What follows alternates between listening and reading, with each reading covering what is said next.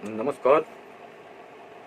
आज सनातन संस्कृत और हिंदू व्यवस्था के बारे में बस बात करनी है। कृपया करके सुनिए और इस पर विचार करिए।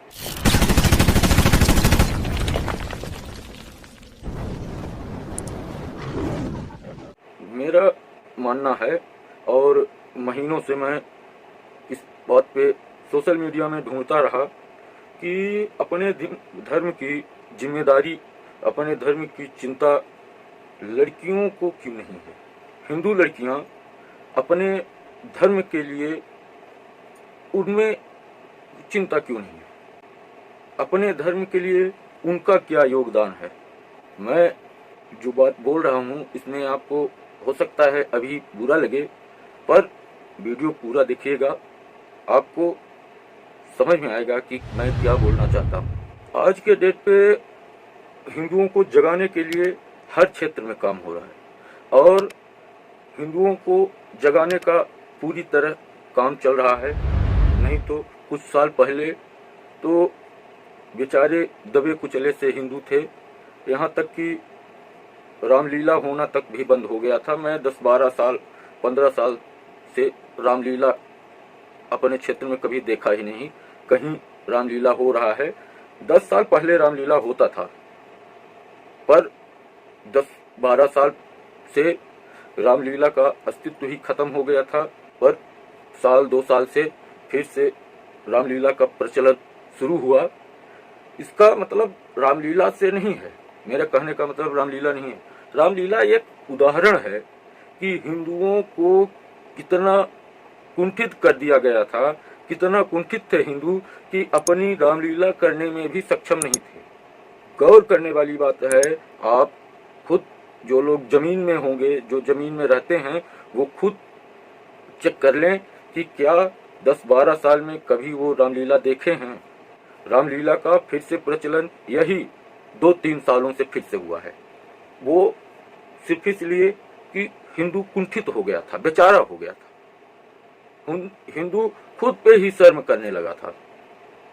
और आज फिर से हिंदू जागृत हुआ और हिंदुओं को जगाने का पूरा सोशल मीडिया हर जगह चल रहा है। पुष्पेंद्र कुलश्रेष्ठ जी जैसे लोग हर जगह जाके जगाने का काम कर रहे हैं। उनके जैसे कई लोग हैं जो दिन रात इस काम में लगे हुए हैं और पहली बार पूरे हिंदू एक हुए हैं, एक मुट्ठी में पूरे हिंदू आए हैं। इतिहास में पहली बार ऐसा हुआ है, पर उसमें एक कमी है। उसमें कमी यह है कि उसमें महिलाओं का, लड़कियों का योगदान बहुत कम है और ये जिम्मेदारी उन्हें भी लेनी चाहिए कि जितना हिंदू धर्म के बारे में, अपने धर्म के बारे में लड़कों को या पुरुषों को गर्व होना चाहिए या जो जिम्मेदारी होनी चाहिए, वही गर्व, वही जिम्मेदारी महिलाओं को भी होनी चाहिए। हिंदू अगर अपनी लड़कियों को जिंदगी भर बेचारी अबला समझते रहेंगे, बेचारी अबला बना के रखेंगे, तो वो तो कभी इस कुंठित मानसिकता से ऊपर आ ही नहीं पाएगी, कभी उसे अपने हिंदुत्व पे गर्व हो ही नहीं पाएगा। उसे जिंदगी भर सिर्फ सेवा करने का, कभी अपने माँ बाप का और कभी अपने पति का, कभी अपने सास ससुर का, वो सेवा करने के अलावा कुछ कर ही नहीं पाएगी। और वही चल रहा है, वो कुछ कर भी नहीं पा रही। खासतौर से हिंदू धर्म, सनातन धर्म में लड़कियों को इस तरह से अबला बना दिया गया है, बेचारी बना दिया गया है कि बेचारियों को अकेले पढ़ने तक नहीं दिया जा सकता। और जबकि हिंदू धर्म में ये परंपरा ही नहीं थी। हिंदू धर्म में लड़की और लड़का एक बराबर की श्रेणी में थे। यहाँ और धर्मों की तरह उनकी गवाही तक आधी नहीं थी कि अगर एक पुरुष के खिलाफ गवाही देनी हो तो उसमें 4 महिलाओं को गवाही देनी पड़ेगी, एक पुरुष को अपेक्षा उसकी गवाही आधी मानी जाएगी। ऐसा नहीं था और आज भी ऐसा नहीं है। हिंदू धर्म में हर लड़की को उतना ही अधिकार था जितना लड़के को था।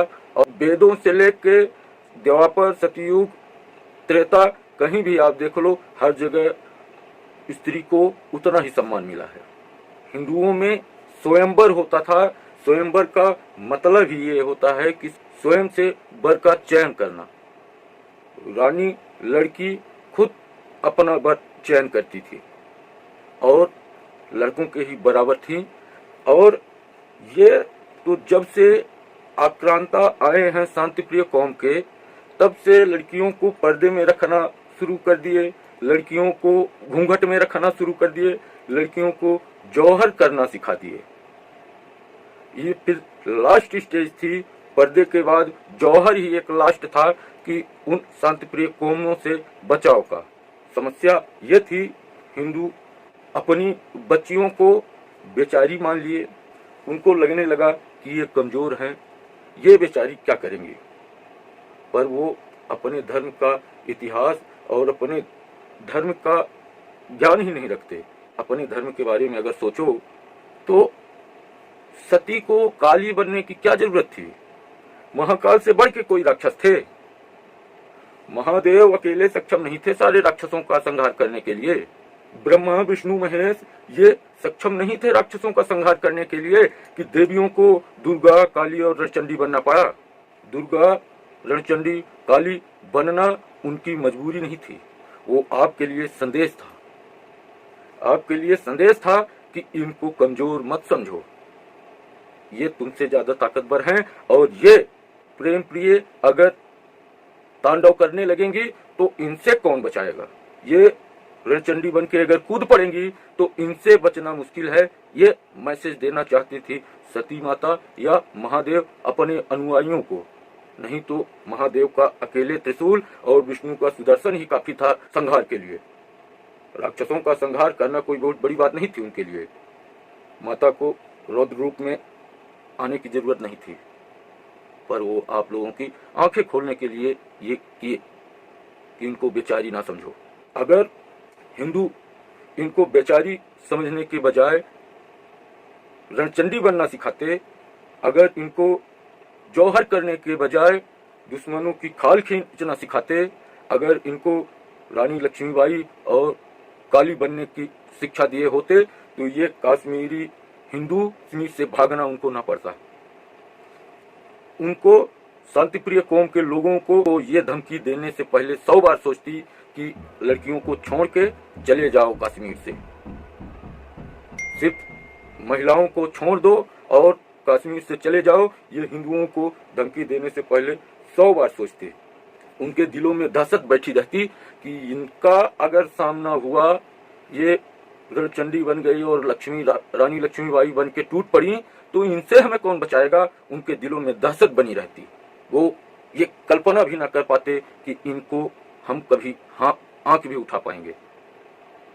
पर बदकिस्मती की बात यह थी कि हमारे पूर्वजों ने उन्हें लक्ष्मीबाई बनने की शिक्षा नहीं दिए, उन्हें जौहर करना सिखाया।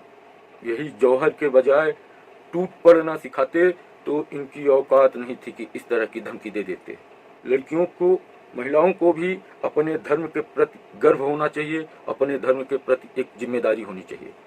पुष्पेंद्र कुलश्रेष्ठ जी जैसे लोगों में अपील करनी चाहिए कि महिलाओं को, लड़कियों को भी इस क्षेत्र में लाया जाए। उनका भी बढ़ चढ़ के इसमें हिस्सा होना चाहिए। उनको भी अपने धर्म के बारे में उतना ही गर्व हो जितना लड़कों को हो, पुरुषों को हो, और उतना ही वो भी कर सकती हैं। मेरी उम्र के कारण हो सकता है मेरी बात को कोई हल्के में ले ले, तो इसलिए मैं पुष्पेंद्र जी से विनती करता हूं कि एक बार इस तरह की अपील करें, और इसकी आज हमें वास्तव में जरूरत है। और कोई भी लड़ाई आप नहीं जीत सकते बिना नारी शक्ति के। इसीलिए मैं पुष्पेंद्र जी से निवेदन कर रहा हूं, और जो नारी शक्तियां देख रही हैं उनसे भी मैं अपील कर रहा हूं, कृपा करके अपने धर्म के लिए इसमें भी बढ़ चढ़ के हिस्सा लें। सरस्वती लक्ष्मी ही कालिका बन जाती हैं, ये मैसेज आपको देने की जरूरत है, और आपके बिना अभी अधूरा है। सनातन धर्म में तब तक अधूरा है जब तक आपकी भी हिस्सेदारी एक बराबर की नहीं हो जाती।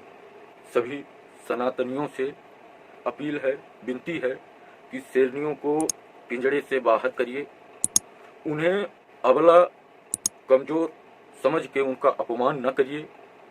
वो कमजोर नहीं, आपको ताकत देने वाली हैं, तो उनको पिंजरे से बाहर निकालिए। और अगर आप उन्हें कमजोर या अबला नारी समझते हैं तो आप उनका अपमान कर रहे हैं। इसलिए धर्म के क्षेत्र में भी आज हर क्षेत्र में लड़कियां हैं। कौन सा क्षेत्र ऐसा है जहां लड़कियां नहीं? चांद तक पहुंच गई लड़कियां। किस क्षेत्र में आप बताएंगे? सेना, विज्ञान, इंजीनियर, मतलब कोई भी क्षेत्र, डॉक्टर से लेकर कोई भी क्षेत्र आप बता दीजिए जिसमें लड़कियों की हिस्सेदारी बराबर ना हो। सिर्फ धर्म के क्षेत्र में ही इनका योगदान माइनस में जा रहा है। उसके अलावा हर क्षेत्र में इनका बढ़ चढ़ के हिस्सा है। पर जहाँ पे धर्म की बात आ जाती है, धर्म को जागृत करने की बात आ जाती है, अपने धर्म के बारे में बोलने की बात आ जाती है, तो इन लड़कियों का योगदान माइनस में चला जाता है।